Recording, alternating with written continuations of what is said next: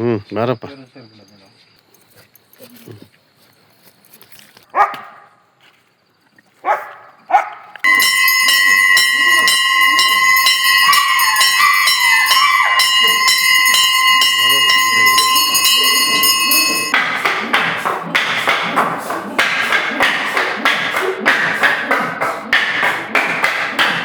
ಭೂಮಿ ನೋಡೋಣಲ್ಲ, ನನ್ನ ಲೋಕ ನೋಡೋನು.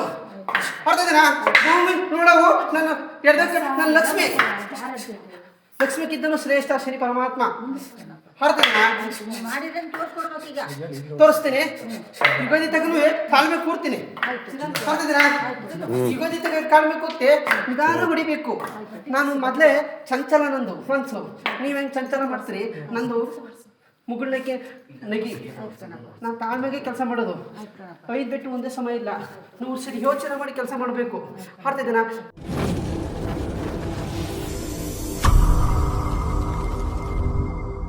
ನಮಸ್ಕಾರ ವೀಕ್ಷಕರೇ. ನಮಸ್ಕಾರ ರಾಘವೇಂದ್ರ ಅವರೇ. ನಮಸ್ಕಾರ. ನಮ್ಮ ವೀಕ್ಷಕರಿಗೂ ನಮಸ್ಕಾರ.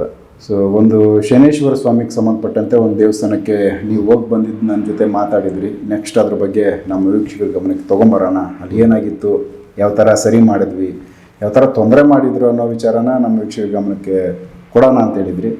ಸೊ ಇದು ಸಾಧ್ಯವಾದರೆ ಊರು ಹೆಸರು ಹೇಳೋಕ್ಕಾದರೆ ಹೇಳಿ, ಇಲ್ಲ ಅದರ ಬೇಡ ಅಂದರೆ ಬೇಡ.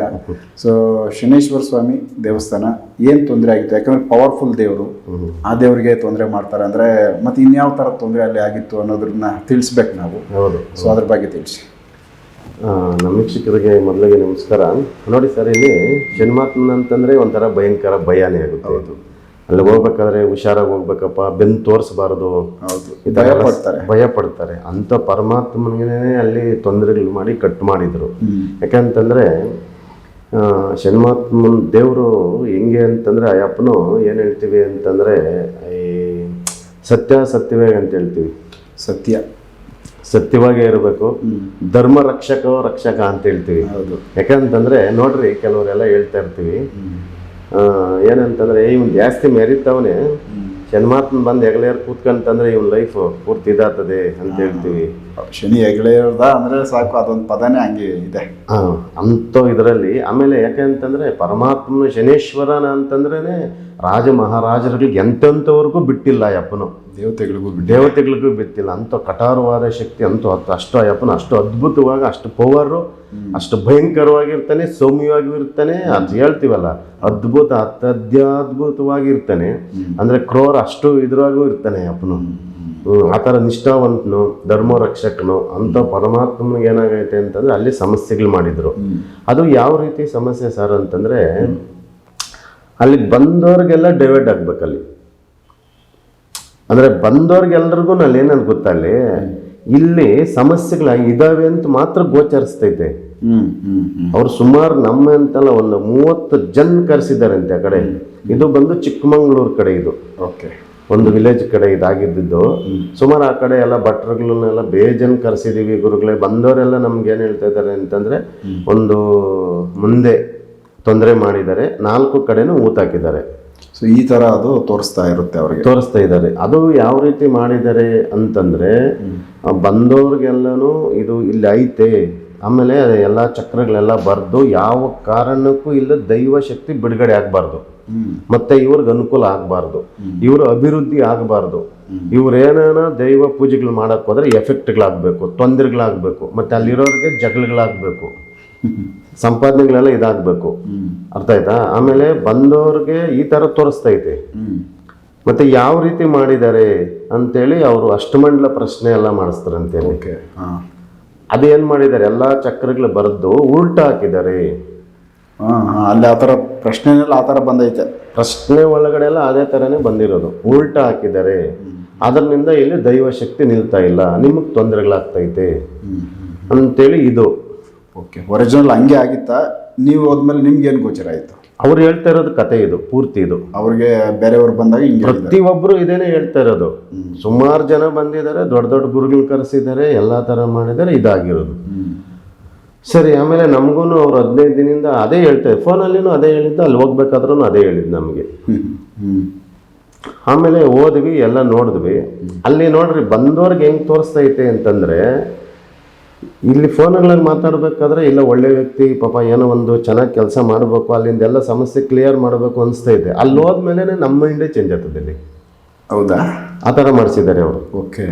ಇವೆಲ್ಲ ಯಾಕಂತಂದರೆ ಸಾಮಾನ್ಯವಾದ ವ್ಯಕ್ತಿ ಎಲ್ಲ ಮಾಡಿರೋಂಥದ್ದು ಪ್ರಯೋಗ ಅದು. ಬಂದೋ ವ್ಯಕ್ತಿ ಯಾರೇ ಅಕಸ್ಮಾತ್ ಹೋಗ್ಬೇಕು ಅಲ್ಲಿ ರೆಡಿ ಮಾಡಬೇಕು ಅಂತೇಳಿ ಒಂದು ಹುಮ್ಮಸ್ ಇಟ್ಕೊಂಡು ಹೋದ್ರೆ ಅವ್ರಿಗೆ ತೊಂದರೆಗಳಾಗಬೇಕು. ಸೊ ಅವನಲ್ಲಿ ಮಾಡಬಾರ್ದು, ವಾಪಸ್ ಹೋಗ್ಬೇಕು. ವಾಪಸ್ಸಾಗಿ ಹೋಗ್ಬೇಕು. ಮತ್ತೆ ಬಂದ್ರೂ ಕೆಲಸಗಳು ಮಾಡಬಾರ್ದು. ಈ ಥರ ಅವರು ತೊಂದರೆ ಮಾಡಿದ್ದು. ನಾವು ಹೋದ್ವಿ 7 ಗಂಟೆಗೆ ಹೋಗಿದ್ದು. ನಮಗೂ ಇಂಟ್ರೆಸ್ಟ್ ಇಲ್ಲ. ಹೌದಾ? ಇಂಟ್ರೆಸ್ಟ್ ಇಲ್ಲ. ಸುಮ್ಮನೆ ಏನಕ್ಕೆ ಬನ್ನ ಪೈಸಿದ್ರ ಅನ್ನೋ ಥರ ಇತ್ತು. ಅಲ್ಲ ಹೋದ್ವಿ, ಹೋಗ್ಬೇಕಾದ್ರೆ ಏನೋ ಒಂದು ಹುಮ್ಮಸ್ಸು ಒಳ್ಳಿದ್ರಾಗ ಹೋದ್ವಿ. ಅಲ್ಲಿ ಹೋಗ್ತಾ ಇದ್ದಂಗೆನೆ ಒಂಥರ ಬಿಡು ನಾಳೆ ನೋಡೋಣ. 300 ಕಿಲೋಮೀಟರ್ ಹೋಗಿದ್ದೀವಿ. ಅಷ್ಟು ದೂರ ಚಿಕ್ಕಮಂಗ್ಳೂರು ಗಂಟೆ ಹೋಗಿ ಈ ಥರ ನಾಳೆ ನೋಡೋಣ, ಆಯಿತು ಇವತ್ತು ನೈಟ್ ರೂಮಾಗೆಲ್ಲ ಉಳ್ಕೊಂಬಿಟ್ಟು ಬೆಳಗ್ಗೆ ನೋಡೋಣ, ಈ ಥರ ಮನಸ್ಸು ಚೇಂಜ್ ಆಗ್ತೈತೆ. ಆಮೇಲೆ ಸರಿ ಇರು ಅಂದ್ಬಿಟ್ಟು ಎಲ್ಲ ಸರ್ ಕೂತ್ಕೊಂಡ್ವಿ, ಎಲ್ಲ ನೋಡಿದ್ವಿ. ಅವರು ಇಲ್ಲ ಗುರುಗಳೇ ಆಗಿರೋದೇ ಇದು.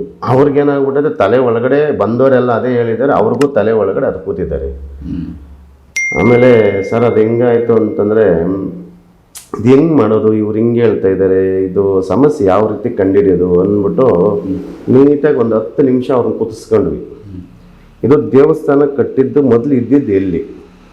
ಓಕೆ, ಒರಿಜಿನಲ್ ದೇವಸ್ಥಾನ ಒರಿಜಿನಲ್ ಇತ್ತು ಎಲ್ಲಿತ್ತು ಇದು. ಮತ್ತೆ ಇದೇನ ಅದು ಎಲ್ಲಿಂದ ತಗೊಂಬಂದ್ರಿ ಅಂತೆಲ್ಲ ಕುದುರ್ಸ್ಕೊಂಡು ಕೇಳಿದ್ವಿ. ಅವ್ರು ಏನು ಹೇಳಿದ್ರು ಅಂತಂದರೆ ಗುರುಗಳೇ ಇಲ್ಲಿಂದ ಒಂದು 100-200 ಅಡಿ ಐತಿ ಅವ್ರ ಮನೆಗೂ ದೇವಸ್ಥಾನಕ್ಕೆ. ಅದು ನಮ್ಮ ಮನೆ ಒಳಗಡೆನೆ ಪ್ರತಿಷ್ಠೆ ಅಂತೆ ಮಾಡಿದ್ದವರು. ಮನೆ ಒಳಗಡೆನೆ ಪ್ರತಿಷ್ಠೆ ಮಾಡ್ಕೊಂಡು ಅದು ಒಂದು ರೂಮಲ್ಲಿ ಮಾಡಿದ್ರಂತೆ. ಪರಮಾತ್ಮನ ನಾಗದೇವತೆನ ಅದನ್ನೆಲ್ಲ ಪ್ರತಿಷ್ಠೆ ಮಾಡಿಬಿಟ್ಟು ಅಲ್ಲಿನಿಂದ ಮತ್ತೆ ಅದು ಏನೋ ಮನೆ ಕಾರಣಾಂತರದಿಂದ ಬಿಡಬೇಕು ನೀವು, ಬೇರೆಯವ್ರದ್ದು ಅವ್ರ ಅಂತಮ್ಮಂದ್ರೇನೋ ಭಾಗ ಇಟ್ಕೊಂಡಿದ್ದಾರೆ, ಇಲ್ಲ ನಮಗೆ ಮನೆ ಅರ್ಜೆಂಟ್ ನೀವು ಬಿಡಲೇಬೇಕು ಅಂದ್ಬಿಟ್ಟು ಏನು ಮಾಡಿದ್ದಾರೆ, ಆ ವಿಗ್ರಹನ ಮತ್ತೆ ಇಷ್ಟು ದಿನ ಟೈಮ್ ಕೊಡ್ರಿ ನಮಗೆ ಅಂದ್ಬಿಟ್ಟು ಅವ್ರು ಅರ್ಜೆಂಟಾಗಿ ದೇವಸ್ಥಾನ ಕಡೆ ಕಟ್ಟಿ ವಿಗ್ರಹನ ಅಲ್ಲಿಗೆ ಶಿಫ್ಟ್ ಮಾಡಿದ್ದಾರೆ. ಇದು ಹಿಂಗಾಗ್ಬಿಟ್ಟದೆ. ಇದ್ರದ್ದು ಸಮಸ್ಯೆ ಇದೆಲ್ಲ ಅವರು ನಮ್ಗೆ ಹೇಳಿದ್ರು. ಆಮೇಲೆ ಎಲ್ಲ ಇವ್ರು ಹೇಳಿದ್ದು ಮತ್ತೆ ನಾವೆಲ್ಲ ಅಲ್ಲಿ ಕೂತು ಧ್ಯಾನ ಮಾಡಿ ಎಲ್ಲ ಇದು ಮಾಡೋಷ್ಟೊತ್ಕ ಸರ್ ನಮ್ಗೇನು ಅರ್ಥ ಆಯಿತು ಅಂತಂದರೆ ಪರಮಾತ್ಮನ ಅದೇನು ವಿಗ್ರಹ ಕಿತ್ತಿದ್ದಾರೆ ನೋಡಿ, ಆ ಮೂಲ ವಿಗ್ರಹ ಕೀಳ್ಬೇಕಾದ್ರೇ ಸಮಸ್ಯೆ ಮಾಡಿಬಿಟ್ಟಿದ್ದಾರೆ ಅಲ್ಲಿ. ಸೊ ಅಲ್ಲೇ ಎಫೆಕ್ಟ್ ಆಗೈತೆ. ಅಲ್ಲೇ ಎಫೆಕ್ಟ್ ಆಗ್ಬಿಟ್ಟೈತಿ. ಆಮೇಲೆ ದೈವನು ಇವ್ರಿಗೆ ಕನಸು ರೂಪದಲ್ಲಿ ಹೇಳ್ತಾ ಇರೋನಂತೆ, ನಾನು ದೇವಸ್ಥಾನದ ಒಳಗಡೆನೆ ಇಲ್ಲ, ಇಲ್ಲಿದ್ದೀನಿ, ಅಲ್ಲೇ ಇದೆ ಅಂತೇಳಿ ಅವ್ರಿಗೆ ಏನೋ ಒಂದು ಕನಸು ಮುಖಾಂತರವಾಗಿ ದೇವ್ರು ಇಲ್ಲೇ ಇದ್ದಾರೆ ಅಂತ ಗೋಚರ ಆಗೋದಂತ. ಇವ್ರಿಗೆ ಅದು ಅರಿವೇ ಬಂದಿಲ್ಲ. 3 ಮಂಡಲ ದೊಡ್ಡ ಮಂಡಲ ಆಯ್ತು. ದೊಡ್ಡ ಮಂಡಲ 3 ಮಂಡಲದಲ್ಲಿ ನಾನು ಇಲ್ಲೇ ಕೂತಿದ್ದೀನಿ. ನಾನು ಅವಾಗ ಹೆಂಗ್ ಬರ್ತಿದ್ದೆ, ಮುಳ್ಳಂಗಿ ಚೇರ್ ತುಣ್ಕಂಡು ಬೆತ್ತದ ಕುಣ್ಕಂಡು ಹಾಕರ ಬಂದು ನಾನು ಬರ್ತಿದ್ದೆ. ಈಗ ಎಲ್ಲಿ ನಡೀತಿದ್ದೇವೆ, ನಾನು ವಾರ ಬಂದು ಇಲ್ಲಿ ಹೋಗಿ ಸ್ಥಾನದಲ್ಲಿ ಕೂತ್ಕೊಂಡು ಹೋಗ್ತಿದ್ದೆ. ಯಾಕೆ ಹೋಗ್ತೈತೆ, ಇಲ್ಲಿ ಇದೇನಂತಾನೆ ಸೂಚನೆ ಕಾಣಿಸ್ಕೊಂಡಿದ್ದು. ಇವಾಗ ಇಲ್ಲೇ ನಿಂದು ವಿಗ್ರಹ ಇಲ್ಲೇ ಕಿತ್ಬಿಟ್ಟು ಆ ವಿಗ್ರಹ ಎತ್ಕೊಂಡೋಗ ನೀನು ಆಹ್ವಾನ ಮಾಡ್ಕೊಂಡೋಗಿಲ್ಲ. ನಾನು ಮಾಡಿಲ್ಲ, ಆ ಜಾಗದಲ್ಲೇ ಕೂತ್ಕೊಂಡು ಅಲ್ಲೇ ಮಾಡಿರೋದು. ಇವಾಗ ಇವ್ರ ಹುಡುಗನಿಗೆಲ್ಲ ಏನೋ ತೊಂದರೆಗಳು ಕೊಡ್ತಾ ಇದ್ದೆ ಅಂತೆಲ್ಲ ಏನ್ ಸಮಸ್ಯೆ ಅದರದೇನಾ?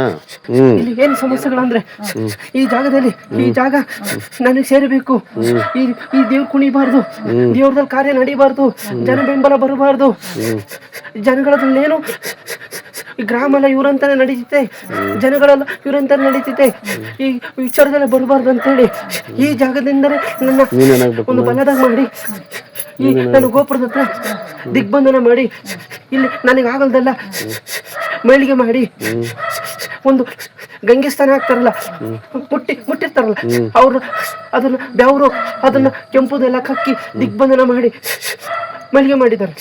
ನಾನು ಒಂದು ಸತ್ಯ ಮಾಡಿ ಸಂಪೂರ್ಣ ಇಲ್ಲೇ ಇದ್ದೀನಿ ಮಗು, ನಾನು ಹೋಗಿಲ್ಲ. ನನ್ನ ಒಂದು ರೆಕ್ಕೆ ಹೋಯ್ತು ಅನ್ನೋದಕ್ಕೆ ಇದೇ ಕಾರಣ ಮಗು. ಅರ್ಥ ಇದೆನಾ? ಈ ಜಾಗದಲ್ಲಿ ನಿಧಿ ಐತೆ ಇಲ್ಲಿ ಮಗು. ನೀವು ಸುಳ್ಳು ತಿಳ್ಕೊಂಡಿರಲ್ಲ, ಈ ಭಾಗದಲ್ಲಿ ನಿಧಿ ಐತೆ. ಆ ಪರಮಾತ್ಮ ಉದ್ಭವ ಆಗ್ತಿದೆ, ಆದ್ರೆ ದಿಗ್ಬಂಧನದಿಂದನೇ ಉದ್ಭವ ಆಗಿಲ್ಲ. ಈ ವಿಚಾರ ಗೊತ್ತು, ನಿಧಿ ಐತೆ, ಪರಮಾತ್ಮ ಉದ್ಭವ ಆಗಿತ್ತಂತ. ಈ ಭೂಮಿ ಸೌಂಡ್ ಬರ್ತಿದೆ, ಏನೇ ಬರ್ತಿದೆ, ಅರ್ಥಿದ್ದೇನ? ನಿಧಿ ಐತೆ, ಒಂದು ದೇವ್ರು ಐತೆ, ಪರಮಾತ್ಮನ ಉದ್ಭವ ಆಗ್ತಿದೆ. ಆದ್ರೆ ಸ್ವಲ್ಪ ಕಾಲಾವಕಾಶ ಇಷ್ಟೊತ್ತಿಗೆ ಆಗ್ಬೇಕಾಗಿದ್ದು ಆಗಿಲ್ಲ. ಇದು ಕಾಲಾವಕಾಶ ಇನ್ನೂ ಐತೆ, ನಡೀತೈತೆ ಮಗು. ಆಮೇಲೆ ಲಾಸ್ಟ್ಗೆ ಸರಿ ಅಂದ್ಬಿಟ್ಟು ಇದನ್ನ ಕಂಡಿಡಿಯೋಕ್ಕೂ ಮುಂಚೆ ನಮ್ಗೇನಾಗೋಯ್ತು, ಮನ್ಸಿರಿಲ್ಲಲ್ಲ. ಆಮೇಲೆ ಏನು ಮಾಡಿದ್ವಿ, ಎಲ್ಲ ರೆಡಿ ಮಾಡಿದ್ವಿ, ಕಟ್ ಹೊಡಿಬೇಕು ಅಲ್ಲೆಲ್ಲ ಒಂದು ಫಸ್ಟ್. ಯಾಕಂತಂದರೆ ಒಂದು ದೈವ ಪ್ರತಿಯೊಂದಿದ್ರಲ್ಲಿ ಕಟ್ ಹೊಡೆದಾಗ ನಮ್ಗೊಂದು ಬಲ ಬರುತ್ತೆ. ಕಟ್ ಹೊಡ್ಸೋಣ ಅಂದ್ಬಿಟ್ಟು ಎಲ್ಲ ನಾವು ತಿಳ್ಕೊಂಡ್ರೆ ಹೊಡೀರಿ ಅಂತಂದ್ರೆ ಅವರು ಭಯ ಪಡ್ತಾ ಇದ್ದಾರೆ. ಇಲ್ಲ ಗುರುಗಳೇ ನಾವು ಕಟ್ ಹೊಡೆಯಲ್ಲ.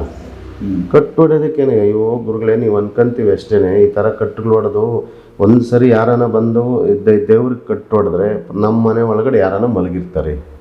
ಅವ್ರಿಗೆ ಅದೆಲ್ಲ ಅನುಭವ ಆಗೈತೆ. ಅವರು ನೀವೇ ಹೊಡೀರಿ ಅಂತಾರೆ, ನಮ್ಗೆ ಹೇಳ್ತಾ ಇದ್ದಾರೆ. ಸರಿ ಆಯಿತು ಬನ್ನಿ ಅಂದ್ಬಿಟ್ಟು, ಸರ್ ನೀವು ನಂಬ್ತಿರೋ ಬಿಡ್ತಿರೋ, ನಾನು ಆ ಪರಮಾತ್ಮನ ಸ್ವಾಮಿನ 5 ನಿಮಿಷ ಧ್ಯಾನ ಮಾಡಿದ್ದು, ತಾಯಿನ ತಿಳ್ಕೊಂಡು ಮಾಡಿದ್ಮೇಲೆ ಬಂದಿದ್ದೀವಿ, ನೀನು ದಾರಿ ಕೊಡ್ಬೇಕಪ್ಪ. ಯಾಕಂತಂದರೆ ಎಲ್ಲ ಬಂದು ಇವತ್ತು ಇವ್ರ ಕಷ್ಟ ನಷ್ಟಗಳೆಲ್ಲ ಅನುಭವಿಸಿದ್ದಾರೆ. ಎಲ್ಲ ದುಡ್ಡು ಕಳ್ಕೊಂಡು ಯಾಕಂದರೆ ಒಂದು ದೈವ ಪೂಜೆ, ಒಂದು ದೇವಸ್ಥಾನ ಮಾಡಿ ಇರೋ ಊರಲ್ಲಿ ಮರ್ಯಾದೆ ಕಳ್ಕೊಂಡಿದ್ದಾರೆ. ಇದಕ್ಕೆ ನೀನೊಂದು ದಾರಿ ಕೊಡಬೇಕು ಅಂತೇಳಿ ಆ ಸ್ವಾಮಿನ ಎಲ್ಲ 5 ನಿಮಿಷ ಪ್ರಾರ್ಥನೆ ಮಾಡಿ, ಆ ತಾಯಿನ, ಚಾಮುಂಡೇಶ್ವರಿಯ ಮಹಾತಾಯಿನ ತಿಳ್ಕೊಂಡು, ಆ ಜಗಜ್ಯೋತಿನ ತಿಳ್ಕೊಂಡು 5 ನಿಮಿಷ ಧ್ಯಾನ ಮಾಡ್ತಾನೆ. ಸರ್ ನಮಗೇನೋ ಒಂದು ಇದರಲ್ಲಿ ಏನಂತಂದರೆ, ಒಂದು ಕಣ್ಣು ಮುಚ್ಚಿದ ಮೇಲೆ ಒಂದು ಬೆಳಕು ಬಂದಂಗೆ ಬಂತು.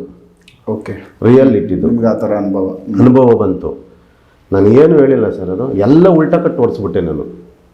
ಸೀದಾ ಯಾವುದೂ ಇಲ್ಲ, ಎಲ್ಲ ಉಲ್ಟಾನೆ. ನಮ್ಗೆ ಅದೇನು ಐಡಿಯಾ ತಾಯಿದು ಒಂದು ಇದಾಯ್ತು, ಎಲ್ಲ ಉಲ್ಟಾ ಕಟ್ಟು ಹೊಡೆದ ಮೇಲೆ ನಮಗೆ ದಾರಿ ಸಿಕ್ಕಿದ್ದದು. ಸರ್ ನೀವು ನಮ್ಮಲ್ಲ, ನಾವು ಹೋಗ್ಬೇಕು ಅಂತ ಇದ್ದವರು ಒಂದು ಹತ್ತತ್ರ 2 ಗಂಟೆ ಅಥವಾ 12 ಗಂಟೆ ರಾತ್ರಿ ಆಯಿತು. ಓಕೆ, 7-7:30 ಹೋಗ್ಬೇಕು ಅಂತ ಇದ್ರು. 7 ಗಂಟೆಗೆ ಹೋದ್ವಿ, ಅರ್ಧ ಗಂಟೆಗೆ ನಮಗೆ ಮನ್ಸು ನಿಲ್ಲಿಲ್ಲ. ಇಲ್ಲ ಆಮೇಲೆ ಯಾವಾಗ ಉಲ್ಟಾ ಕಟ್ಟು ಹೊಡೆದ್ವಿ ಇದಾಯ್ತು ನೋಡ್ರಿ, ಆಮೇಲೆ ನಮಗೊಂದು ಧೈರ್ಯ ಬಂತು, ಒಂದು ಮನಸ್ಸು ಬಂದು ಕೂತ್ಬಿಡ್ತು. ಪರಮಾತ್ಮನೇ ಒಂದು ಆಶೀರ್ವಾದ ಮಾಡ್ದಂಗಾಯಿತು.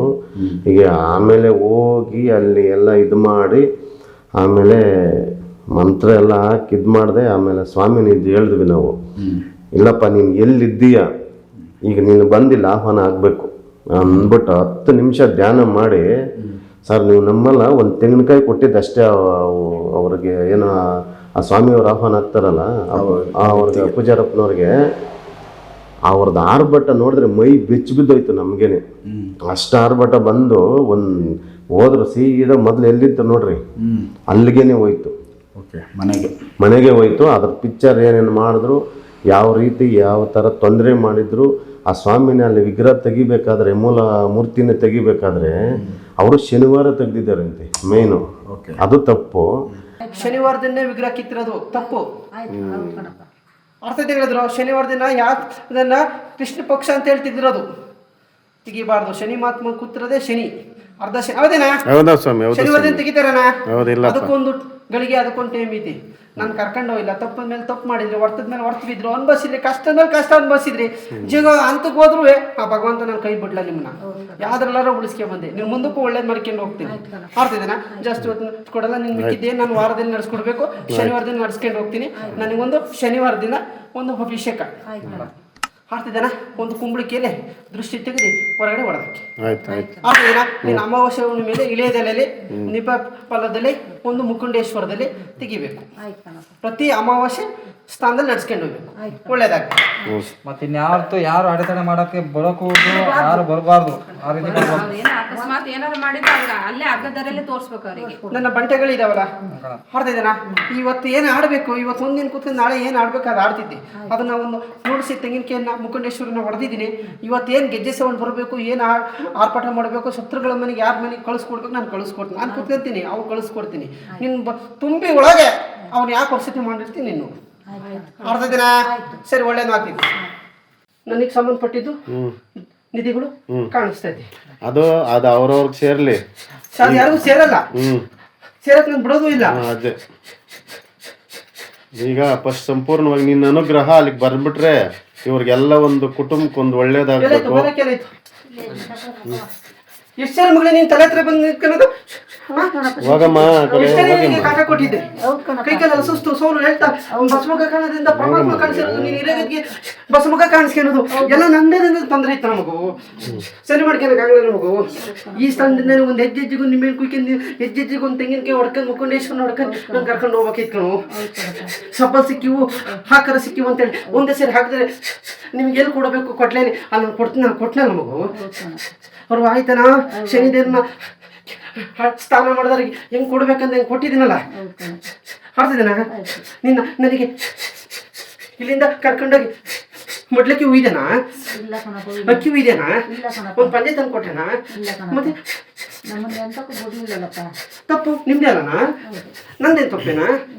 ಒಂದ್ಸರಿ ಹೋಗಿದ್ದೀನಿ ಮತ್ತೆ ಕೂತಿದ್ದೀನಿ, ಕಷ್ಟ ನೋಡೋಕ್ಕಾಗಲ್ದೆ ನೀನು ಬಂದು ಕೂತಿದ್ದೀನಿ, ಅರ್ಥ ಆಯ್ತಾನಾ?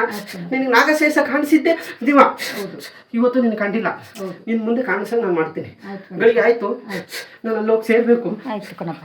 ಅದಾದಮೇಲೆ ಏನು ಮಾಡಿದ್ದಾರೆ, ತಗೊಂಬಂದು ಪ್ರತಿಷ್ಠೆ ಅಲ್ಲಿ ಅದೆಲ್ಲ ತೆಗೆದು ಇದಾದಮೇಲೆ ಆ ಅಪ್ಪನ್ನ ಒಂದು ಲೆಕ್ಕಾಚಾರವಾಗಿ ಒಂದು ಏನು ಹೇಳ್ತೀವಿ ಅಂತಂದರೆ ಒಂದು ಶಾಸ್ತ್ರ ಸಂಪ್ರದಾಯವಾಗಿ ಮಂಗಳ ಇದ್ರ ಪ್ರಕಾರ ನಾವು ಒಂದು ವಾದ್ಯ ಗೋಷ್ಠಿ ಇದ್ರ ಮೂಲಕ ತರಬೇಕಾಗಿತ್ತು ಸ್ವಾಮಿನೇ. ಅದೆಲ್ಲ ಬಿಟ್ಬಿಟ್ಟು ಮಾಮೂಲಿ ಕಿತ್ತಿದ್ದಾರೆ, ಏನೋ ಬೇಕಾ ಬಿಟ್ಟು ಮಾಡಿಬಿಟ್ಟಿದ್ದಾರೆ. ಆ ಅಪ್ಪ ಗೊತ್ತಲ್ಲ, ಸ್ವಾಮಿ ಶನೇಶ್ವರ ಸ್ವಾಮಿ ಮಾಡಿದವ್ರಿಗೂ ಎಫೆಕ್ಟ್ ಕೊಟ್ಟಿದ್ದಾರೆ. ಆಮೇಲೆ ಇವರೇನು ಮಾಡಿದ್ದಾರೆ, ಅಲ್ಲಿ ಯಾವಾಗ ಆಯ್ತಲ್ಲ ಮಾಡಿದವ್ರಿಗೂ ಎಫೆಕ್ಟು, ಮಾಡಿದವ್ರಿಗೂ ಅನುಕೂಲ, ಎಫೆಕ್ಟ್ ಮಾಡಿದವ್ರಿಗೂ ದಾರಿ ಕೊಟ್ಟಿದ್ದಾನೆ. ನೋಡ್ರಿ ಹೆಂಗಾಗೈತೆ. ಅಲ್ಲಿ ವಿಗ್ರಹ ಪ್ರತಿಷ್ಠೆ ಮಾಡಿದವ್ರಿಗೂ ತೊಂದರೆ, ಪಕ್ಕದಾಗಿರೋರ್ಗ ಅವಕಾಶನೂ ಕೊಟ್ಟಿದ್ದಾರೆ, ಮಾಡ್ರಿ ನೀವು ಅಂತೇಳಿ. ನೋಡ್ರಿ ಹೆಂಗೆ ಮಾಡಿದ್ದಾರೆ ಅಪ್ಪ. ಅಂದರೆ ಉಲ್ಟನೇ ಆಯ್ತಲ್ಲ ಸ್ವಾಮಿ. ಉಲ್ಟಾ ಫುಲ್. ಆಮೇಲೆ ಆ ಸ್ವಾಮಿ ಮತ್ತೆ ಪೂಜೆ ಮಾಡಿದವ್ರಿಗೂ ಉಲ್ಟಾ ಮಾಡಿಬಿಟ್ಟಿದ್ದಾರೆ, ದೇವ್ರನ್ನೇ ಉಲ್ಟಾ. ಅದು ಲಾಸ್ಟ್ಗೆ ಅಲ್ಲಿ ಬಂದು ಸರ್ ಅದು ಅವ್ರದ್ದು ಆರ್ಭಟ ನೋಡಬೇಕು, ಎಲ್ಲ ವಿಡಿಯೋದಲ್ಲಿ ಐತೆ, ಅದು ತೋರ್ಸೋಣ, ಅದು ಪೂರ್ತಿ ನೋಡಿಸಿ. ಅದು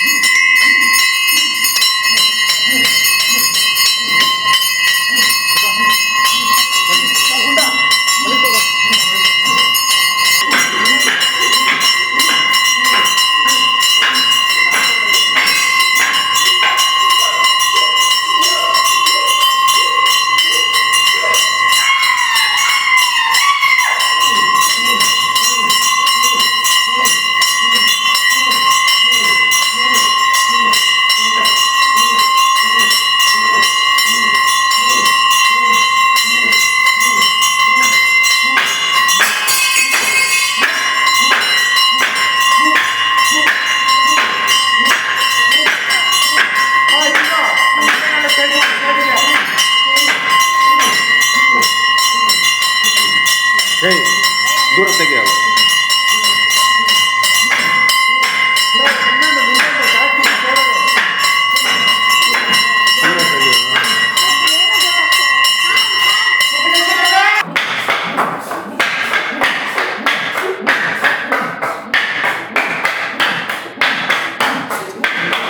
ಆ ಥರ ಎಲ್ಲ ಕ್ಲಿಯರ್ ಮಾಡಿ ಆಮೇಲೆ ಹೇಳ್ದ ಇವ್ರಿಗೇನು ತಲೆ ಒಳಗಡೆ ಇತ್ತಲ್ಲ ಅದು, ಆ ಸ್ವಾಮಿ ಸರ್ ನೀವು ನಮ್ಮಲ್ಲ, ನನ್ನ ಲೈಫಲ್ಲಿ ನಾನು ಫಸ್ಟ್ ನೋಡಿದ್ದು ಆ ಸ್ವಾಮಿ ಎಲ್ಲ ಹೋಗಿ ಅವ್ರ ಮನೆ ಒಳಗಡೆ ಎಲ್ಲ ಇದಾಯಿತು, ಅವ್ರ ವಾಯ್ಸೇ ಚೇಂಜ್ ಆಗ್ತದೆ ಸರ್, ಅದು ರಿಯಲಿಟಿ ಅವ್ರದ್ದು ಮಾತು, ಆ ವಾಯ್ಸು. ಆಮೇಲೆ ಅದು ಯಾಕಂದ್ರೆ ಅಪ್ಪಂದು ಬಂದು ಕಾಕವಾಹನ, ಆ ಸ್ವಾಮಿನೆಲ್ಲ ಬಂದು ಅದು ಹಳೆ ಮನೆ ಒಳಗಡೆಯಿಂದ ಈಚೆಗೆ ಬರಬೇಕಾದ್ರೆ 3 ಸರಿ ಕಾಕ ಅಂತ ಕರೀತಾರೆ, ರಿಯಲಿಟಿ ಕಾಗಿ ಕರೆದಂಗೆ ಕರೀತಾರೆ. ಬಾರಪ್ಪ.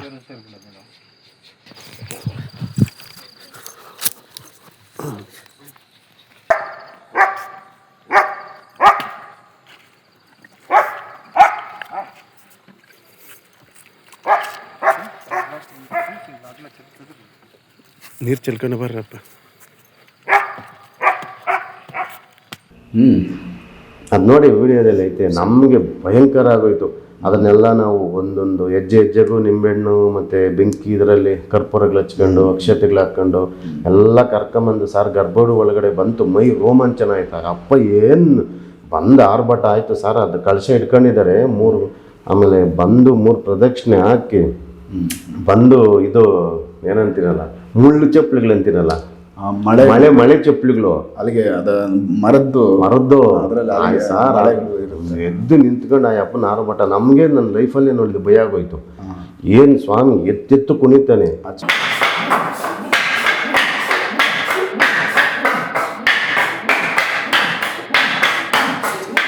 ಚಪ್ಪಲಿಯಲ್ಲಿ ಆ ಚಪ್ಪಲಿಯಲ್ಲಿ ನಾವು ಏನು ತೂತು ಬೀಳ್ತಾ ಇದ್ದ ಏನು ಚುಚ್ಕೊಳ್ಳುತ್ತೆ ಅಂತೇಳಿ ಅಷ್ಟು ಪವರಾಗಿ ಬಂದ ಸರ್. ಆಮೇಲೆ ಏನೇನು ನಡೆದಿತ್ತು ಏನು ಅನ್ನೋದೆಲ್ಲ ವಿಡಿಯೋದಲ್ಲಿ ಐತೆ, ನಮ್ಮ ವೀಕ್ಷಕರಿಗೆ ನೋಡಬೇಕು. ಯಾಕೆಂತಂದರೆ ಸರ್ ಅಯ್ಯಪ್ಪ ಹೆಂಗೆ ಅಂತಂದರೆ ಹೇಳ್ತೀವಲ್ಲ, ಧರ್ಮ ರಕ್ಷತೆ ಅಯ್ಯಪ್ಪ ಸ್ವಾಮಿ.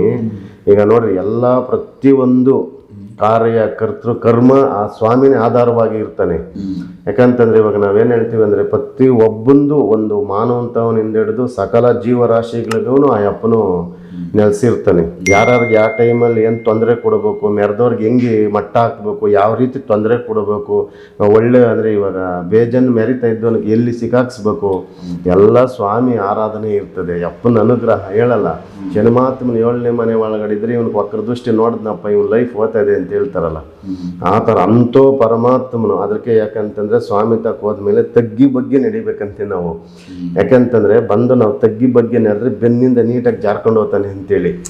ನಾವು ಯಾವಾಗ ನಿಗರ್ಕೊಂಡು ಹಿಂಗೆ ತಲೆ ಎತ್ತಿದ್ರೆ ಕೂತ್ರೆ ಮುಗೀತು ಲೈಫ್, ಸಾಕಪ್ಪ, ಇನ್ನು ನಮ್ಗೆ ಮಾನವನ ಜನ್ಮನೇ ಬೇಡ ಅನಿಸ್ತಾನೆ ಪರಮಾತ್ಮ. ಆದರೂ ಶನಿಮಾತ್ಮ ಸ್ವಾಮಿ ಹೆಂಗೆ ಅಂತಂದರೆ ಅಷ್ಟೇ ಭಯಂಕರವಾಗಿರ್ತಾನೆ, ಅಷ್ಟೇ ಸೌಮ್ಯ ಸ್ವರೂಪವಾಗಿ ಇರ್ತಾನೆ. ಅದಕ್ಕೆ ಆ ಸ್ವಾಮಿದು ಇದು ನಮ್ಮ ಪ್ರತಿಯೊಬ್ಬರಿಗೂ ಇದನ್ನು ನೋಡ್ರಿ. ಯಾಕಂತಂದರೆ ಮಾಟ ಮಾಡಿದ್ಮೇಲೆ ಯಾರ್ಯಾರಿಗೆ ಏನೇನು ಸಮಸ್ಯೆಗಳು ಯಾವ್ಯಾವ ರೀತಿ ಆಗ್ತಾಯಿದೆ. ಮತ್ತು ಆ ಸ್ವಾಮಿ ಒಂದು ಮಾತು ಹೇಳಿದ್ರು, ಸರ್ ಇಲ್ಲಿ ಏನೇನು ತೊಂದರೆ ಮಾಡಿದ್ದಾರೆ ಇನ್ನೆಲ್ಲ ನಾನು ನೋಡ್ಕೊತೀನಿ, ಯಾವ್ಯಾವ ಟೈಮ್ ಏನೇನು ಮಾಡ್ಬೇಕೋ ನಾನು ಮಾಡ್ಕೊತೀನಿ ಸರ್. ಅಯ್ಯಪ್ಪ ಹೇಳಿದ್ರು, ನನಗೆ ಯಾರಿಗೂ ಕಟ್ಟಾಕೋ ಮಾನವನು ಯಾರೂ ಇಲ್ಲ. ಯಾಕಂತಂದ್ರೆ ಆ ಅಪ್ಪನ ಮೂಲ ಸ್ಥಳ ಬಂದು ಇದು ಮಹಾರಾಷ್ಟ್ರ ಅಂದೆ, ಶನೈಶಿಂಗಪುರ. ಅದರಲ್ಲಿ ನನಗಿರೋಂಥದ್ದು ಇವೆಲ್ಲ ಯಾವ ಲೆಕ್ಕ, ಇವರೆಲ್ಲ ನನಗೆ ಸೊಳ್ಳೆ ಸಮಾನ ಅಂತ ಹೇಳ್ತಾನೆ ಸ್ವಾಮಿ. ಅಂದರೆ ಇವರು ಮಾಡಿರೋ ತಪ್ಪು ಅವ್ರಿಗೆ ಅವಕಾಶ ನಾನೇ ಮಾಡಿಕೊಟ್ಟಿದ್ದು. ನಾನು ತೊಂದರೆ ಕೊಡ್ತಾಯಿದ್ದೆ, ಅವರು ತೊಂದರೆ ಕೊಡ್ತಾಯಿದ್ರು. ನಾನು ಹೇಳ್ದಂಗೆ ಇವ್ರು ಮಾಡಿಲ್ಲ ಅನ್ನೋದು ನೋಡಿ ಆ ಸ್ವಾಮಿ ಅಷ್ಟು ಕೋಪಕ್ಕೆ ಇವರು ಗುರಿಯಾದರು ಇವತ್ತು. ಅಂದರೆ ಇವ್ರು ಸರಿಯಾದ ಕ್ರಮಬದ್ಧವಾಗಿ ಅವ್ರು ತಿಳಿಸ್ದಂಗೆ ಇವ್ರು ಮಾಡಿಲ್ಲ, ಅದು ಎಫೆಕ್ಟ್ ಆಗಿಬಿಟ್ಟಿತ್ತು. ಸೊ ಹಂಗಾಗಿ ತೊಂದರೆನೇ ಕೊಟ್ಟವ್ರೆ. ಹೌದೌದು. ಆಮೇಲೆ ಅಲ್ಲಿ ಸ್ವಾಮಿಯವರು ಹೇಳಿದ್ರು, ನೀನು ಅಲ್ಲೇ ಕೂತ್ಕೊಂಡೇ ಕಂಡಿಡ್ದೆ, ನೀನೆಲ್ಲ ಬರಬೇಕಾದ್ರೆ ನಿನಗೆ ನಾನು ಧ್ಯಾನ ಕೊಟ್ಟು ನಿನ್ನ ಮುಖಾಂತರವಾಗಿ ಸರಿ ಮಾಡಬೇಕು ಅಂದ್ಬಿಟ್ಟು ನಾನು ಕಾಯ್ತಾ ಇದ್ದೆ ಅಂತೇಳಿ ಆ ಸ್ವಾಮಿಯವರು ಹೇಳಿದ್ರು. ನೋಡ್ರಿ, ಅಂತ ಎಂಥ ಭಾಗ್ಯ ನಮಗೆ. ಇಷ್ಟು ದಿನ ಯಾರು ಬಂದರು ಕಂಡಿಡಿಯಕ್ಕಾಗಿಲ್ಲ. ಇವತ್ತು ನೀನು ಈ ಜಾಗದಲ್ಲಿ ಇದೀನಂತ, ನಿನಗೆ ಯಾವ ಜಾಗದಲ್ಲಿ ಇದೀನಂತ ನಿನಗೆ ಚೆನ್ನಾಗಿ ಗೊತ್ತಾಗಿ ಅದೇ ಜಾಗಕ್ಕೆ ನಾನು ಬಂದು ನಿಂತಿದ್ದೀನಿ. ಹೌದೇ ಇಲ್ಲ? ಹೌದೌದು ಸರ್. ಅರ್ಧ ದಿನ ಯಾವ್ದು ಮೂರ್ತಿ ಸ್ಥಾಪನೆ ಮಾಡಿ ತೆಗೆದಿದ್ರು ಅದೇ ಮೂರ್ತಿಯಲ್ಲಿ ನೀನು ಇದೆಯಾ ಅಂತ ನೀನು ಈ ಜಾಗದಲ್ಲಿ ಕಂಡಿಡ್ತಿದ್ದಲ್ಲ, ನೀನು ಹಾಜಿ ಕೂತಿದ್ದ ಜಾಗದಲ್ಲೇ ಕಂಡಿಡ್ತಿದ್ದಿ. ಹೌದಿಲ್ಲ? ಅದೇ ಥರ ನೋಡಿ ಕಂಡಿಡ್ದಿ, ಇದೇ ಥರ ನಡೆಸಿದಾರಂತ ಆಗಿರೋದು. ಈಗ ಸಂಪೂರ್ಣ ನಾನು ಬರ್ತೀನಿ, ಆ ಗೋಪುರದೊಳಗೆ ಸೇರ್ತೀನಿ. ಸೇರ್ಬೇಕಂದ್ರೆ ನಾನು 3 ಸುತ್ತು 9 ಸುತ್ತು ನನ್ನ ಗೋಪುರ ಸುತ್ತು ಬರಬೇಕು. ನನಗೆ ಒಳ್ಳೇದು ಮಾಡ್ಕೊಳ್ತೀನಿ. ನನ್ನ ಹಿಂದ್ಗಡೆ ನಾಗಶೇಷನು ಬರ್ತಿದ್ದೆ, ನನಗೆ ಸಂಬಂಧಪಟ್ಟಿದ್ದು ಇಲ್ಲೊಂದು ದುಷ್ಟ ಶಕ್ತಿಗಳು ಇದೆ, ಅದನ್ನು ಮಟ್ಟಕ್ಕೆ ಬರಬೇಕು. ಎಲ್ಲ ಒಳ್ಳೇದು ಮಾಡ್ಕೊಂಡು ಹೋಗ್ತೀನಿ, ಏನು ತೊಂದರೆ ಆಗದಂಗೆ ಕಾಪಾಡ್ಕೊಂಡು ಹೋಗ್ತೀನಿ. ಇಷ್ಟು ಗಂಟೆ ಇಷ್ಟು ಗಳಿಗೆ ಅಂತ ನನ್ನ ಟೈಮ್ ಇದೆ. ಅರ್ಥದನಾ? ಆ ಟೈಮಲ್ಲಿ ನಾನು ಹೊರಗಡೆ ಬರೋದು ಕೂತಾಮೇಲೆ ನೀನು ನೋಡು, ನನ್ನ ಗೋಪುರದಲ್ಲಿ ನೀನು 10 ನಿಮಿಷ ನೀನು ನಿಲ್ಲು, ಯಾವ ಥರ ಸೌಂಡ್ ಬರ್ತಿದ್ ನೋಡು. ಅರ್ಥದನಾ? 10 ನಿಮಿಷ ನೀನು ನೋಡು, ಈ ಥರ ಸೌಂಡ್ಗಳು ಹೆಂಗೆ ತೋರಿಸ್ತೀನಿ ನೋಡು. ನಾನು ಮಹಾರಾಷ್ಟ್ರದಲ್ಲಿ ಪದಕ ತಗೊಂಡು ಮೆರೆದನು. ಅರ್ಥದನಾ? ಕಾಡು ಸೈಡಿಂದ ನಾನು ಬಂದು ಕೂತಿದ್ದೀನಿ, ನಾನು ನಿರಗತೀನಿ. ನಾನು ಹುಟ್ಟೂರು ಮಹಾರಾಷ್ಟ್ರ, ಬೆಳೆದನು ಮಹಾರಾಷ್ಟ್ರ, ಅಧಿಪತಿ ನಾನು. ನನ್ನ ಮಠ ಮಂತ್ರ ನನ್ನ ಪಾದಿನ ಧೂಳಿನ ಸಮ. ಕಳ್ತನ ಮಾಡೋರಿಗೆ ಏನ್ ಪಾಠ ಬುದ್ಧಿ ಕಲಿಸ್ಬೇಕು ನಾನು ಕಲಿಸಿದ್ದೀನಿ. ಶನಿ ವಕ್ರ ಬಿದ್ರೆ ಏನ್ ಆಗ್ತಿದಂತ ಜಗತ್ತಿಗೆ ಗೊತ್ತು. ಪರಮಾತ್ಮ ಸ್ವಲ್ಪ ರೂಪದಲ್ಲಿ ಸಾಸಿವೆ ಕಾಲು ಭಾಗ ಮಾತ್ರ ಜಗತ್ತಿಗೆ ಬಂದಿರೋದು. ಸಂಪೂರ್ಣ ಬಂದ್ರೆ ಗೋಪುರ ಗಿಡ ಮರ ಪಕ್ಷಿಗಳು ಯಾವುದು ಉಳಿಯಲ್ಲ. ಅದು ತಿಳುವಳಿಕೆ ಸ್ಥಾನದಾನಿಗೆ ನಿನಗೆ ಗೌರವ ಗೊತ್ತು. ನವಗ್ರಹಗಳ ವಂಶ ಮಾತ್ರ ಒಂದು ವಂಶದಲ್ಲ ನುಡಿ ಕೊಟ್ಟು ಆತ್ಮದಲ್ಲಿ ಬಂದೀನಿ. ಅಲ್ಲ ಸರ್, ಅದು ಸುಮ್ಮನಲ್ಲ ಅದು. ಯಾಕಂದ್ರೆ ಎಂತೆಂಥ ಮಹಾನ್ ವ್ಯಕ್ತಿಗಳೇ ಬಂದು ಹೋಗ್ಯವ್ರೆ. ಅಂಥವ್ರ ಕೈಯಾಗ ಆಗಿಲ್ಲ ಅಂತಂದರೆ ಆ ಸ್ವಾಮಿಯವರು ನಮ್ಮ ಕೈಯಲ್ಲೇ ರೆಡಿ ಮಾಡಿಸ್ಕೊಳ್ಳೋದಿತ್ತಂತೆ. ಅವಾಗ ಹೇಳಿದ್ದಾರೆ ಆ ವಿಡಿಯೋದಲ್ಲಿ, ನೀನು ಬಂದು ಇಲ್ಲಿ ಕ್ಲಿಯರ್ ಮಾಡಬೇಕಾ ಅನ್ನೋದು ಒಂದು ಬರೆದಿತ್ತು. ಅದಕ್ಕೋಸ್ಕರನೇ ನಿನ್ನೆ ನಾನು ಕರ್ಸ್ಕೊಂಡಿದ್ದು ಅಂತೇಳಿ ಆ ಸ್ವಾಮಿಯವರು ಹೇಳಿದ್ರು. ಅದಕ್ಕೆ ಎಲ್ಲನೂ ಒಂದು ಆ ಕಾರ್ಯಕಲಾಪಗಳು ಇಂದೆಲ್ಲ ಶುಭ ಕಾರ್ಯಗಳು ಈ ಥರ ಒಂದು ದೈವ ಕಟ್ಟುಗಳು ಬಿಚ್ಚಬೇಕು ಅಂತಂದರೆ ಕೆಲವ್ರು ಏನು ಹೇಳ್ತಾರೆ ಅಂತಂದರೆ ಹಿಂದೆ ಅವ್ರ ತಾತನವ್ರು ಅವ್ರ ಅಪ್ಪನವ್ರು ಮಾಡಿದ ಪುಣ್ಯ ಅಂತ ಹೇಳ್ತೀವಿ. ನಂದು ಇತ್ತು, ಶತ್ರುಗಳದ್ದು ಇತ್ತು. ನಾನಿಲ್ಲ ಆ ಶತ್ರುಗಳಿಗೆಲ್ಲ ವಿಚಾರ ಮಾಹಿತಿ ಗೊತ್ತಿತ್ತು. ಪರಮಾತ್ಮ ಇಲ್ಲೇ ಕೂತಿತೆ, ಆ ಜಾಗಕ್ಕೆ ಹೋಗಿನ, ಕಾರ್ಯ ವಿಗ್ರಹ ಕೂತಿತೆ ಅಂತ ವಿಚಾರ ಯಾವಾಗ ಗೊತ್ತಿತ್ತು. ಮಾಟ ಮಂತ್ರ ಒಮ್ಮಚಾರ ಆಡೆತಡೆ ಎಲ್ಲಕ್ಕೂ ನಿಮಗೆ ಒಕ್ಕರ್ಸಿ ಅಂತಲ್ಲ, ನಾನೇನು ಮಾಡಕ್ಕೆ ಹೋಗ್ಲಿ. ನಿನಗೆ ಎಷ್ಟೇ ಬಂದ ನಾನು ನಿನ್ನ ಸ್ಥಾನಕ್ಕೆ ಮಗಳೇ. ಹಾಂ, ಹೌದು, ನನ್ನ ಮಾತೇ ಕೇಳ್ತಿರ್ಲಿಲ್ಲ, ಯಾರು ಹೇಳಿದ್ರು ನಾನು. ಬುದ್ಧಿ ಕೊಟ್ಟಿದ್ದೀನಿ, ತಿಳುವಳಿಕೆ ಕೊಟ್ಟಿದ್ದೀನಿ. ನಾಲ್ಗಿಂದ ಏನು ಬೇಕಾದ್ರೆ ಮಾತಾಡ್ತಿದ್ದೆ ಅಂತೇಳಿ ಮಾಡೋ ರೀತಿಯಲ್ಲೇ ಮಾಡಿದರೆ ಈ ಪರಿಸ್ಥಿತಿ ನಿಮಗೆ ಬರೋದೇನಾ? ಯಾವ ದುಷ್ಟಶಕ್ತಿಗಳು ಬರ್ತಾವ ಬರ ನನ್ನ ಮುಂದೆ ಕಾಲೆಲ್ಲ ಯಾರಾದ್ರೂ ನಿನ್ನಲ್ಲಿ ಯಾರು ಬಂದ್ರೆ ನೀನು ಬಲ ನಿಲ್ಲಬೇಕೀಗ. ಈಗ ಬಂದ್ಕೊಂಡಿಲ್ಲ ಶನಿ ಪರಮಾತ್ಮ. ನಾನು ಕೊತ್ತ ಮೇಲೆ ನಾನು ಹಂಗಿದ್ದೀನಿ. ನಾನು ಭೂಮಿ ನೋಡೋಣಲ್ಲ, ನನ್ನ ಲೋಕ ನೋಡೋನು. ಅರ್ಥದಿನ ಭೂಮಿ ನೋಡವು ನನ್ನ ಎಡದಕ್ಕೆ ನನ್ನ ಲಕ್ಷ್ಮಿ. ಲಕ್ಷ್ಮಿಗಿದ್ದನು ಶ್ರೇಷ್ಠ ಶನಿ ಪರಮಾತ್ಮ. ಮಾಡಿದ್ರೆ ತೋರ್ಸ್ಕೊಡ್ಬೇಕೀಗ. ತೋರಿಸ್ತೀನಿ. ಯುಗಾದಿ ತಗನು ತಾಳ್ಮೆ ಕೂರ್ತೀನಿ. ಅರ್ಥದಿನ ಯುಗಾದಿ ತಗ ತಾಳ್ಮೆ ಕೂರ್ತಿ ನಿಧಾನ ಹೊಡಿಬೇಕು. ನಾನು ಮೊದಲೇ ಚಂಚಲ, ನಂದು ಮನ್ಸು. ನೀವು ಹೆಂಗೆ ಚಂಚಲ ಮಾಡ್ತೀರಿ, ನಂದು ಮುಗುಳ್ಲಿಕ್ಕೆ ನಗಿ. ನಾನು ತಾಳ್ಮೆಗೆ ಕೆಲಸ ಮಾಡೋದು. 5 ಬಿಟ್ಟು ಒಂದೇ ಸಮಯ ಇಲ್ಲ, 100 ಸರಿ ಯೋಚನೆ ಮಾಡಿ ಕೆಲಸ ಮಾಡಬೇಕು. ಅರ್ಥದಿನ ಇವತ್ತು ನಮ್ಮ ತಾತನವ್ರು ಮಾಡಿರೋಂಥ ಪುಣ್ಯಕ್ಕೋಸ್ಕರ ಇವತ್ತಿಷ್ಟು ಒಳ್ಳೊಳ್ಳೆ ಕಾರ್ಯಗಳಾಗ್ತಾ ಇರೋದು, ಒಳ್ಳೊಳ್ಳೆ ದೇವಸ್ಥಾನಗಳಿಗೆ ಆಗಿರೋಂಥ ಕಟ್ಟುಗಳನ್ನ ಬಿಡುಗಡೆ ಆಗ್ತಾ ಇರೋದು. ಈ ಥರ ಐತೆ. ಅದಕ್ಕೆ ನಾವೇನು ಹೇಳ್ತೀವಿ ಅಂತಂದರೆ, ಇವತ್ತು ಒಂದು ಸ್ವಾಮಿಯವ್ರದ್ದು ಒಂದು ದೇವಸ್ಥಾನ ಬಿಚ್ಚಿದ ಒಂದು ಭಾಗ್ಯ ಆಯಿತು. ಈ ಥರ ನಮ್ಮ ವೀಕ್ಷಕರಿಗೂ ಒಂದು ಒಳ್ಳೆಯದಾಗಲಿ, ಪ್ರತಿಯೊಬ್ಬರೂ ಒಂದು ಮನೆ ಕುಟುಂಬ ನೆಮ್ಮದಿಯಾಗಿರಲಿ, ಒಬ್ಬರು ಸರ್ವರಿಗೂ ಒಂದು ಆ ಸ್ವಾಮಿ ಶನೇಶ್ವರನ ಆಶೀರ್ವಾದ ಕೃಪಾ ಕಟಾಕ್ಷ ಇರಬೇಕಾದ್ರೆ ಇವ್ರೇನು ಮಾಡಬೇಕು ಅಂತಂದರೆ, ಶನಿವಾರ ದಿನ ಅಂದರೆ ನಾಳೆ ಶನಿವಾರ ಅಂತಂದಂಗೆ ಇವತ್ತು ಮಾಡ್ಕೊಳೋದಲ್ಲ, ಒಂದು ವಾರಕ್ಕೆ ಮುಂಚೆನೆ ಒಂದು ಕಪ್ಪು ಬಟ್ಟೆ ಎತ್ಕೊಂಡು ಎಳ್ಳನ್ನೆಲ್ಲ ನೀಟಾಗಿ ಜರಡಿ ಇಟ್ಕೊಂಡು, ಮಣ್ಣಿರಬಾರ್ದು ಸರ್, ಮಣ್ಣಿದ್ರೆ ದೋಷ ಬರ್ತದೆ, ಶಾಪಕ್ಕೆ ಗುರಿ ಆಗ್ತಾರೆ. ಅರ್ಥ ಆಯ್ತಾ? ನೀಟಾಗಿ ಸ್ವಲ್ಪ ಎಲ್ಲ ಜರಡಿ ಇಟ್ಕೊಂಡು ಮಣ್ಣು ಏನು ಇಲ್ದಿದ್ದಂಗೆ ಒಂದು ಸ್ವಲ್ಪ ಹಾಕಿ ಒಂದು ಗಂಟು ಕಟ್ಟಬೇಕು. ನಾವೇನು ಹೇಳ್ತೀವಿ ಎಳ್ಳು ಗಂಟು ಅಂತ ಹೇಳ್ತೀವಿ. ಸ್ವಲ್ಪ ಆ ಒಂದು 9 ಈ ಥರ ಎಲ್ಲ ಕಟ್ಟಿ ಬೆಳಗ್ಗೆನೆ ಹೋಗಿ ಆ ಸ್ವಾಮಿ ದರ್ಶನ ಮಾಡೋಕ್ಕಿಂತ ಮುಂಚೆಗೇನೆ ಎಲ್ಲ ಅದು ಉರಿತಾ ಇರ್ತದಲ್ಲ ಆ ಎಳ್ಳು ಬತ್ತಿಗಳು, ಅಂದರೆ ಅವೇನು ಮಾಡ್ಬೇಕಂದ್ರೆ ಒಂದು ವಾರಕ್ಕಿಂತ ಮುಂಚೆನೆ ಕಟ್ಟಿ ತುಪ್ಪದಲ್ಲಿ ಹಾಕಬೇಕು. ಇಲ್ಲ ಅಂತಂದರೆ ಎಣ್ಣೆ ಒಂದು ವಾರಕ್ಕಿಂತ ಮುಂಚೆ ನೀಟಾಗಿ ಇದು ನೆನಿಬೇಕು ಸರ್. ಇವು ಪೂರ್ತಿ ಅಂದರೆ ಪೂರ್ತಿ ಉರಿದು ಬೂದಿ ಆದರೆ ಇವ್ರದ್ದು ಪೂರ್ತಿ ಕರ್ಮಗಳು ಸುಟ್ಟು ಬೂದಿ ಆದಂಗೆ. ಅರ್ಧ ಉರಿದ್ರೆ ಅರ್ಧ ಕರ್ಮ ಇಲ್ಲೇ ಇರ್ತದೆ, ಅರ್ಧ ಕರ್ಮ ಇದಾಗಿರಲ್ಲ. ರಿಸಲ್ಟ್ ತೋರಿಸುತ್ತೆ. ಆ ರಿಸಲ್ಟ್ ಆ ಸ್ವಾಮಿ ಎಲ್ಲ ಇದಾದ್ಮೇಲೆ ನಮ್ಮ ಮನಸ್ಸಿಗೆ ಅಲ್ಲಿ ಗೋಚರ ಆಗಿರೋಂಥದ್ದು. ಇದು ಪ್ರತಿಯೊಬ್ಬರಿಗೂ ಒಂದು ಅನುಕೂಲ ಆಗಬೇಕು ಅನ್ನೋದು ನಾವು ನಮ್ಮ ವೀಕ್ಷಕರಿಗೆ ನಮ್ಮ ಸ್ವದೇಶ್ ಮೀಡಿಯಾ ಕಡೆಯಿಂದ ನಾವು ಕಳಕಳಿವಾಗಿ ಹೇಳ್ತಾ ಇದ್ದೀವಿ.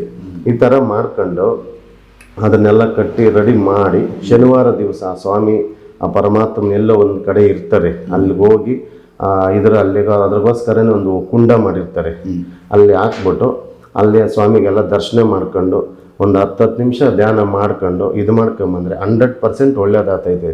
ಯಾಕೆ ಅಂತಂದರೆ ನೋಡಿ ಸರ್, ಇಲ್ಲಿ ದೈವ ಅನ್ನೋದು ಹೆಂಗೆ ಅಂತಂದರೆ ಒಂದು ನಮಗೆ ದೈವ ಶಕ್ತಿ. ಆ ಸ್ವಾಮಿಯವರು ಹೆಂಗೆ ನಮಗೆ ಒಂದು ಅನುಕೂಲ ಕೊಡ್ತಾರೆ ಅಂತಂದರೆ, ಆ ಸ್ವಾಮಿದೊಂದು ನಾವು ಧ್ಯಾನ ಮಾಡಬೇಕಾದ್ರೆ, ಆ ಸ್ವಾಮಿನ ಆರಾಧನೆ ಮಾಡಬೇಕಾದ್ರೆ ಯಾವ ರೀತಿ ನಮ್ಮ ಮನ್ಸಿಗೆ ತೃಪ್ತಿ ಅಂತಂದರೆ, ಒಂದು ಹಣ್ಣು ಇರ್ತದೆ ನೋಡಿ, ಅರ್ಥ ಆಯ್ತಾ? ನಾವೊಂದು ಫಸ್ಟ್ ಗಿಡ ಬೆಳಿತೀವಿ, ಆ ಗಿಡ ನೀಟಾಗಿ ನೋಡ್ಕೊಂಡು ಆ ಹಣ್ಣು ಫಲ ಬರೋವರೆಗೂ ಕಾಯ್ಬೇಕು. ಆ ಫಲ ಬಂದು ತಿಂದಾದ್ಮೇಲೆ ನಾವೇನಂತೀವಿ, ಎಷ್ಟು ಆನಂದವಾಗೈತೆ ಅಂತೀವಿ.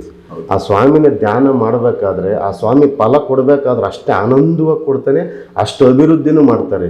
ದೈವ ಅಂತಂದರೆ ಇಲ್ಲಿ ಭಯನೂ ಅಲ್ಲ, ಒಂದು ಇದು ಅಲ್ಲ, ಏನಂತ ನಾವು ಭಯ ಪಡಬೇಕಾಗಿದ್ದಿಲ್ಲ, ಆತಂಕ ಪಡಬೇಕಾಗಿದ್ದಿಲ್ಲ. ನಾವು ನೀಟಾಗಿ ಒಂದು ಮಾರ್ಗವಾಗಿ ಹೋದರೆ 100% ಅದು ಫಲ ಕೊಟ್ಟೇ ಕೊಡ್ತದೆ, ಯಾವುದೇ ಒಂದು ದೈವ ಆಗಲಿ. ಈಗ ಕೆಲವರೇನು ಹೇಳ್ತಾರೆ ಅಂತಂದರೆ, ನಮಗೆ ತೊಂದರೆ ಮಾಡಿದ್ದಾರೆ, ಆವತ್ತು ಈ ಥರ ಏನೇನೋ ಮಾಡ್ತಾ ಇದ್ದಾರೆ ಅಂತ ಹೇಳ್ತಾರೆ. ಅದನ್ನೇ ಹೇಳೋದು, ಸಮಸ್ಯೆಗಳನ್ನ ನಾವು ಯಾವ ರೀತಿ ಕ್ಲಿಯರ್ ಮಾಡ್ಕೊಂಡಾಗ 100% ಆಗೇ ಆಗ್ತಾಯಿದೆ, ಏನು ತೊಂದರೆ ಏನಿಲ್ಲ. ನಾವು ದೈವನ ನಂಬಬೇಕಾದ್ರೆ, ದೈವನ ನಾವು ಆರಾಧನೆ ಮಾಡಬೇಕಾದ್ರೆ, ಈಗ ಏನು ಹೇಳ್ತಾರೆ, ಒಂದು ಅಂದರೆ 100 ಕಲ್ಲಕ್ಕೆ 1 ಏಟು ಬಿದ್ದೇ ಬೀಳ್ತದೆ. ಅದನ್ನು ಅಪ್ಪನೆಲ್ಲ ಅದು ದೂರ ಮಾಡಿ ಒಂದು ಮಾನವರ ಕಲ್ಯಾಣಕ್ಕೋಸ್ಕರ ಒಂದು ಅಭಿವೃದ್ಧಿ ಮಾಡೇ ಮಾಡ್ತಾನೆ. ಪ್ರತಿಯೊಬ್ಬರಿಗೂ ಒಂದು ಅನುಕೂಲ ಮಾಡಿ ಅವ್ರವ್ರ ಮನೋ ಬಯಕೆಗೆ ಈಡೇರಿಸ್ತಾರೆ ಅನ್ನೋದು ಒಂದು ನಮ್ಮ ನಂಬಿಕೆ ಸರ್ ಇದು. ಸೂಪರ್, ತುಂಬ ಚೆನ್ನಾಗಿದೆ. ಆ ವಿಡಿಯೋಗಳು ತೋರಿಸೋಣ ನಮ್ಮ ವೀಕ್ಷಕರಿಗೆ.